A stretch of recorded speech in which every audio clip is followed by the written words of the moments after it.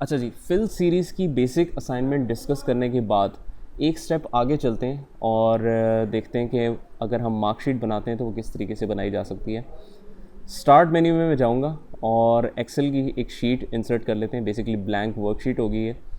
तो ये ब्लैंक आपके पास, एक मिनट, ये ऑप्शन आ जाएगा। ब्लैंक वर्कबुक पे आपने डबल क्लिक करना है तो एक नई शीट आपके पास इंसर्ट हो जाएगी। अगर हम नाम चेंज करना चाहते हैं, जस्ट डबल क्लिक करके इसका नाम चेंज कर सकते हैं हम। ठीक है। अच्छा, अब मार्कशीट हमने बनानी है फॉर एनी 5 सब्जेक्ट्स। मतलब इंग्लिश ले लेते हैं हम, उर्दू, इकोनॉमिक्स ले लेते हैं, अकाउंटिंग ले लेते हैं और बिज़नेस मैथ ले लेते हैं। ठीक है। अच्छा, अकाउंटिंग और बिज़नेस मैथ, इन दोनों को स्पेस ज़्यादा चाहिए सेल में क्योंकि इनका कंटेंट ज़्यादा है। तो अगर आपने स्पेस एडजस्ट करनी हो तो किसी भी 2 कॉलम के बीच में आके, मतलब अगर इसकी स्पेस एडजस्ट करनी है तो इस कॉलम के एंड पे जब आप आओगे और इस कॉलम के बीच में, दोनों के बीच में होंगे, तो आपका कर्सर साइन, ये एरो की का साइन जो है वो चेंज हो जाएगा। जिसमें आप देख सकते हैं कि एक स्टिक है जिसके राइट और लेफ़्ट पे ऑप्शंस हैं कि आप बेशक इसको लेफ़्ट क्लिक से पकड़ के आगे की तरफ कर दो, बेशक इसको पीछे की तरफ कर दो। ठीक है। अगर इसी तरीके से हमने सबका साइज़ इकट्ठा इंक्रीज़ करना है तो हम क्या करेंगे, जब भी किसी कॉलम पे जाओ तो आपके पास एरो की आता है। इसका मतलब है अगर आप इसको लेफ़्ट क्लिक से क्लिक करके रखेंगे तो ये सिलेक्ट हो जाएगा। ठीक है। ये सिलेक्शन करके रखें, लेफ़्ट क्लिक मतलब पकड़ के आप इस अपने कर्सर को राइट की तरफ मूव करना शुरू कर दें या जिस भी डायरेक्शन में।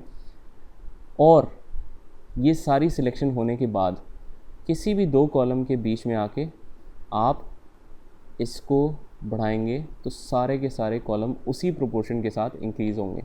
लेकिन मैं चाहता हूँ कि ऑटो एडजस्ट हो जाए। मतलब बिज़नेस मैथ को अपने कंटेंट के हिसाब से थोड़ी सी ज़्यादा स्पेस चाहिए, उर्दू को कम चाहिए। तो ऑटो एडजस्ट करने के लिए हम क्या करेंगे, सारे कॉलम उसी तरीके से सिलेक्ट करेंगे, दोनों कॉलम्स के बीच में आके बजाय ख़ुद से इंक्रीज़ या डिक्रीज़ करने के हम डबल क्लिक कर देंगे। तो आप देख सकते हैं कि जिसको जितनी स्पेस रिक्वायर्ड है उसने उतनी ही स्पेस ली है। फ़िलहाल मैं थोड़ा सी साइज़ और इंक्रीज़ कर देता हूँ। ये जस्ट आपको समझाने के लिए एक एग्जांपल दी। अच्छा, अब मैंने मार्कशीट बनानी है फॉर 50 स्टूडेंट्स।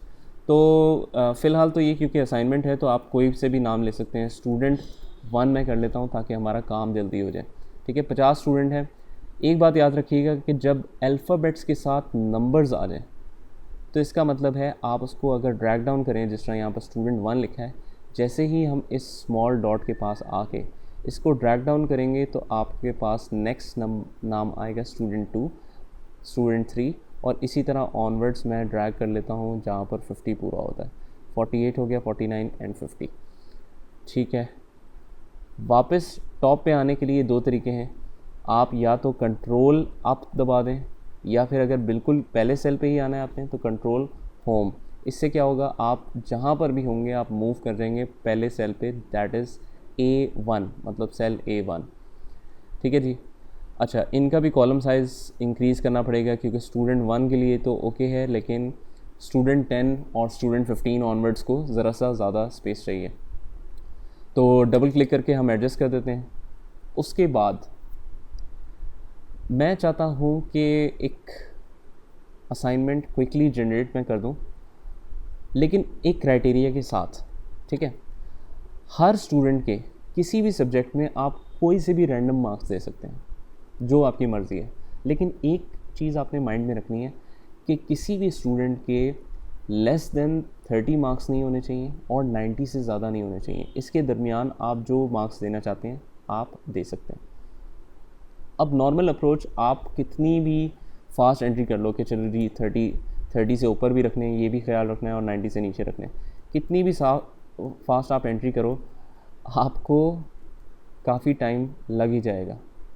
क्यों? क्योंकि 5 सब्जेक्ट्स और 50 स्टूडेंट, हर स्टूडेंट के 5 सब्जेक्ट, इसका मतलब है 5 इंटू 50, 250 मार्क्स देने में टाइम तो लगेगा। अगर यही काम मैंने विद इन सेकेंड्स करना हो तो हर चीज़ के लिए एक फार्मूला है।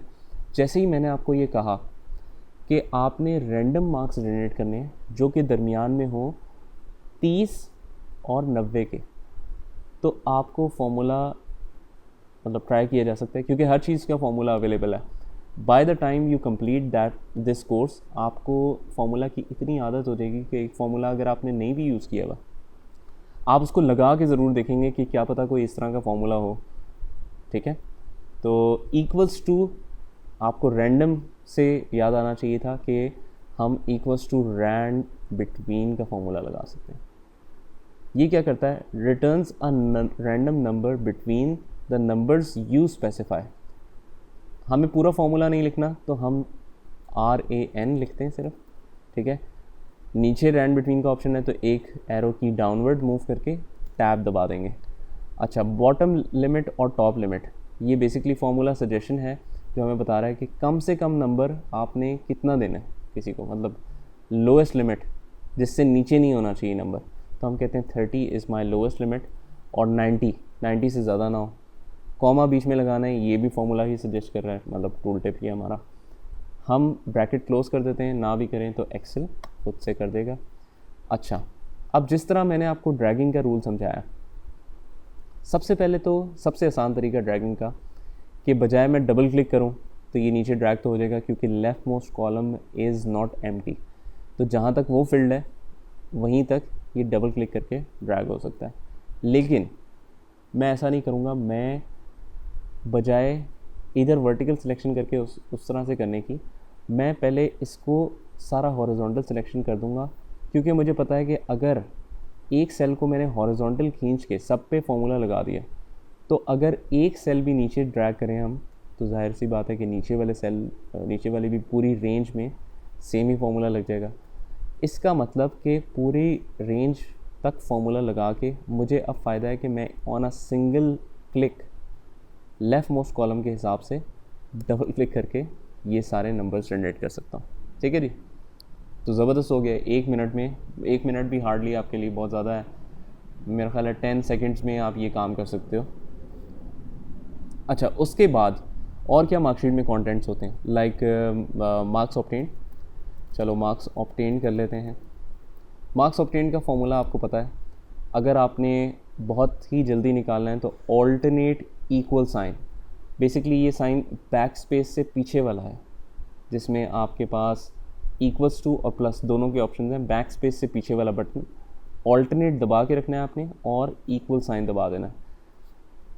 इक्वल्स टू भी लग गया, सम भी लग गया, रेंज भी सिलेक्ट हो गई, हमने जस्ट एंटर करना है और इसको डबल क्लिक करना है। लेकिन डबल क्लिक करने से पहले मैं ज़रा देख के रखता हूँ कि स्टूडेंट 1 के बिज़नेस मैथ्स में कितने मार्क्स हैं।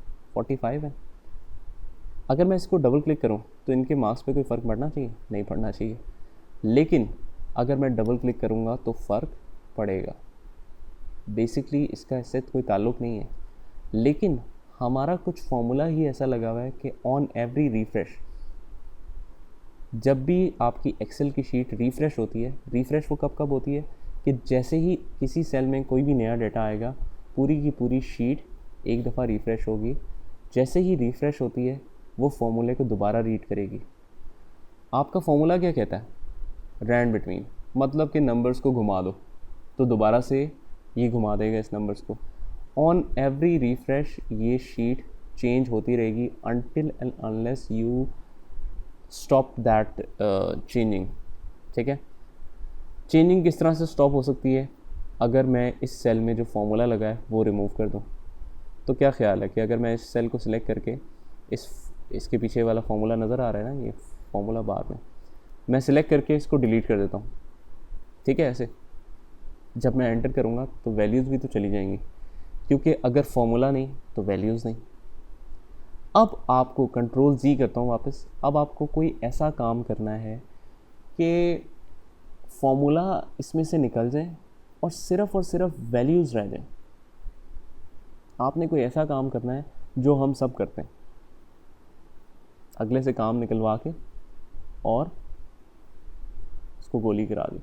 ठीक है जी, तो बेसिकली हमने जो नंबर्स लेने थे वो ले लिए। अब हम चाहते हैं कि बीच में से फॉर्मूला निकल जाए, सिर्फ और सिर्फ वैल्यूज़ रह जाए। इसका तरीका क्या है? इसके 2-3 तरीके हैं। सबसे पहला तरीका कि मैं सारी की सारी रेंज जहाँ पर रैंड बिटवीन का फॉर्मूला लगा है, मार्क्स ऑब्टेन्ड वाला नहीं, वो सिलेक्ट करके कंट्रोल शिफ्ट डाउन कर देता हूँ। सबसे पहले इसको कॉपी कर लेता हूँ, ठीक है। दोबारा से सिलेक्ट करते हैं हम, ये सिलेक्ट करके इसको कॉपी कर लेता हूँ कंट्रोल सी से। अच्छा, कॉपी करने के बाद मैं राइट क्लिक करके क्या करूँ? पेस्ट? नहीं, पेस्ट का मतलब तो यही है कि जो आपने कॉपी किया था वही सब का सब वैसे का वैसा पेस्ट कर दिया। तो इसका क्या बेनिफिट है हमें? हम क्या करेंगे, हम पेस्ट स्पेशल करेंगे। जब भी इस तरह की कोई सिचुएशन आनी है जो आपने नॉर्मल रूल से हट के काम करना है, फॉर एग्जांपल अब जिस तरह हम पेस्ट करना चाह रहे हैं सिर्फ वैल्यूज़, पेस्ट करना चाह रहे हैं सिर्फ ब्लैंक्स या ऐसा कुछ, तो आपकी पेस्ट स्पेशल की ऑप्शंस इसके लिए यूज़ होती हैं। काफ़ी सारी शॉर्ट कीज़ डिफरेंट वर्जन्स में डिफरेंट तरीके से, 2010 में थोड़ी सी शॉर्ट कीज़ हैं, 2013 में और ज़्यादा आपकी सहूलत के लिए शॉर्ट लिंक्स जो हैं वो बाहर निकाल के ही रखे हुए हैं।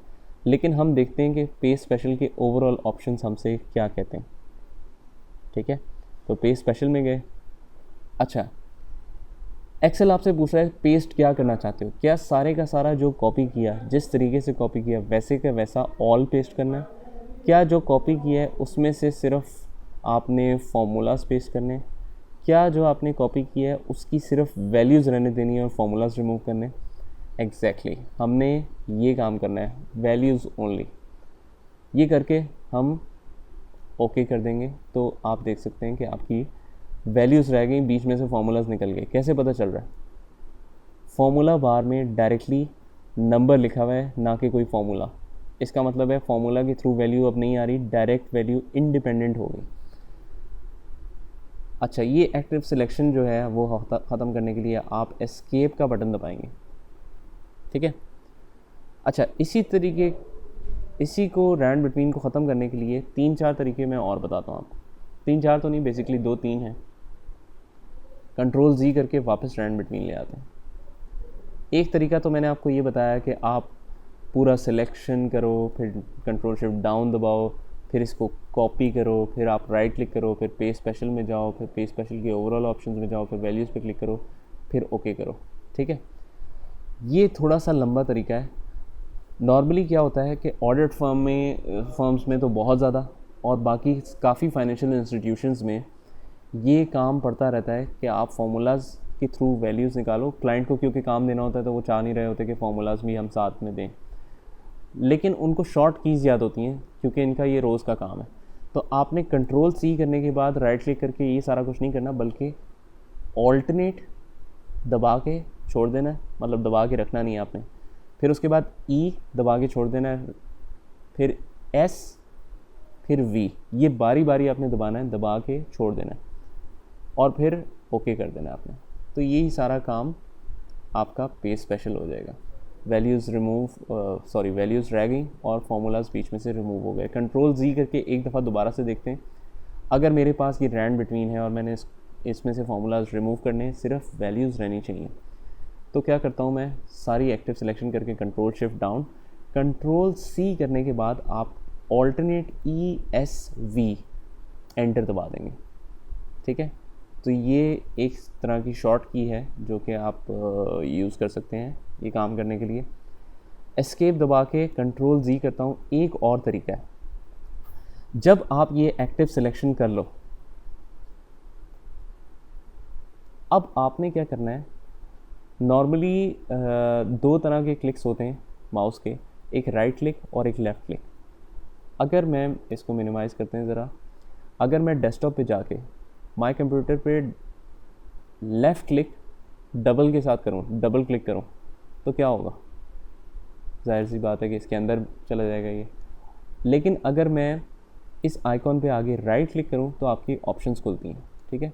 ठीक इसी तरीके से आपने इस पूरी सिलेक्शन के कोने में जाके, जहाँ पर इसकी बाउंड्री नज़र आ रही है आपको, ये ग्रीन कलर का बेल्ट सी नज़र आ रही होगी, आप जब इसके करीब जाएंगे तो आपके ये 4 एरो की का कर्सर ऐसा आ जाएगा। जब ये कर्सर आ जाए आपने लेफ़्ट क्लिक नहीं बल्कि राइट क्लिक दबा के रखना है। अच्छा, अगर मैं दबा के छोड़ूं तो देखें ऑप्शंस इसकी नहीं आ रही। ऑप्शंस इसकी कैसे आएंगी? जब आप एक दफ़ा इसको, इस पूरी सिलेक्शन को हरकत देंगे। कैसे? मैं इसको एक दफ़ा राइट की तरफ लेके आता हूँ और पूरी सिलेक्शन को वापस इसी की पोजीशन पे ले जाता हूँ। लेकिन फ़ायदा इससे क्या होगा कि जब मैं छोड़ूंगा तो ऑप्शंस आएंगी। Copy here as values only, तो ये डायरेक्टली शॉर्ट की है जो विदाउट एनी एफर्ट आप लगा सकते हैं। Copy here as values only करता हूँ। अब ज़रा मैं आपको फास्ट तरीके से दिखाता हूँ कि ये किस तरह से मैंने किया। कंट्रोल Z करता हूँ, रैंड बिटवीन ख़त्म करना है, पूरी की पूरी सिलेक्शन करें, ठीक है, इसके कोने में जाएं और राइट क्लिक पकड़ के रखें, एक दफ़ा इसको मूवमेंट दें, वापस ले आएँ। जैसे ही आप छोड़ोगे तो ऑप्शन आएंगी, copy here as values only आपने कर देना। तो इस तरीके से हम थोड़ा अपना काम आसान कर सकते हैं। अच्छा, नेक्स्ट एक चीज़ है, ज़रा आगे चलते हैं मार्कशीट में। टोटल मार्क्स, अगर एक सब्जेक्ट के आउट ऑफ 100 मार्क्स हैं तो 5 सब्जेक्ट के टोटल कितने हो गए? 100 हर एक के, तो 500, ठीक है, 500 टोटल हो गए। और डबल क्लिक करके ज़रा इसको भी एडजस्ट कर लेते हैं। डबल क्लिक करके सब पे ड्रैग कर दूंगा, 500 हर एक में आ रहा है। वैसे ऑटो फिल ऑप्शंस हमें मिल गई हैं, लेकिन हमने इसमें फिल सीरीज़ नहीं करना क्योंकि जाहिर सी बात है कि हमें 5 सारे के सारे सेल्स में 500 ही चाहिए। अच्छा, उसके बाद है परसेंटेज।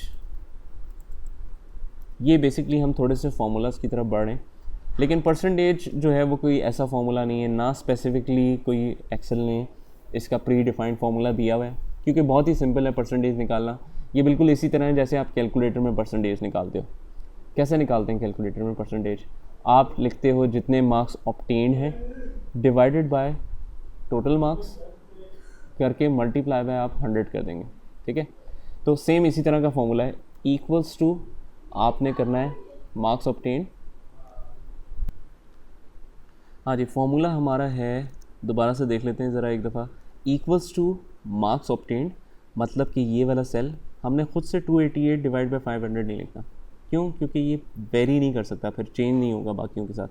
तो हम कहते हैं कि इस स्टूडेंट के जो भी मार्क्स ऑब्टेन्ड हैं, सेल पे क्लिक किया जस्ट और डिवाइडेड बाय, ये फॉरवर्ड स्लैश का बटन कहलाता है, जो कि आपको एंटर के नीचे जो शिफ्ट है उसके पीछे मिलेगा।